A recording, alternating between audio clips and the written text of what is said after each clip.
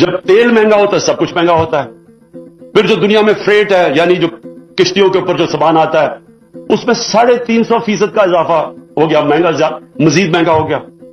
اب اگر کوئی عالمی جنگ شروع ہو جاتی ہے, اگر ایران کی جنگ ہو جاتی ہے تو تیل کی قیمت 400-500 ہو سکتی ہے. یہ ہمارے قابو میں تو نہیں. اور پھر جو پاکستان چیزیں باہر سے منگواتا ہے, مثلا تیل, پھر بجلی, آدھی بجلی تیل پہ چلتی ہے, وہ مہنگی. اب اگر کوئی عالمی جنگ شروع ہو جاتی ہے, اگر ایران کی جنگ ہو جاتی ہے تو تیل کی قیمت 400-500 ہو سکتی ہے. یہ ہمارے قابو میں تو نہیں. اتنا بڑا دنیا میں بحران نہیں آیا جو کورونا لے کے آیا. اس کی وجہ سے پہلے پیٹرول کی قیمت, تیل کی قیمت نیچے چلی گئی, اور اب پچھلے 3 مہینے میں تیل دگنا ہو گیا. $45 سے اب پہنچ گیا $85 پہ. جب تیل مہنگا ہوتا ہے سب کچھ مہنگا ہوتا ہے.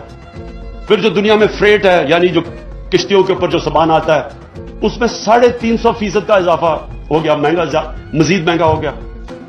اور پھر جو پاکستان چیزیں باہر سے منگواتا ہے, مثلا تیل, پھر بجلی, آدھی بجلی تیل پہ چلتی ہے, وہ مہنگی. پھر جو ہم گھی منگواتے ہیں وہ باہر سے جو تیل آتا ہے, جو پام آئل ہے, وہ دگنا ہو گیا. دالیں 70% باہر سے منگواتے ہیں, وہ دگنی ہو گئی. تو جب یہ ساری دنیا میں جو مہنگائی ہوئی, وہ ظاہر ہے پاکستان اسی دنیا میں ہے, کوئی اسپان میں تو نہیں ہے. تو لہذا ہم نے پوری کوشش کی اور کر رہے ہیں کہ اپنے لوگوں کو ہم اس مہنگائی سے بچائیں. آج ہندوستان میں ویسے وہاں بھی شور مچا ہوا ہے, لیکن وہاں لیٹر پیٹرول 250 روپے کا ہے, بنگلہ دیش میں 200 روپے کا ہے, پاکستان میں اب 146 روپے کا ہے, سب سے کم ہے. جو ملک امپورٹ کرتے ہیں تیل, جس طرح باقی ہندوستان, بنگلہ دیش, ہم اس میں سے سب سے سستا پیٹرول اور ڈیزل آج پاکستان میں.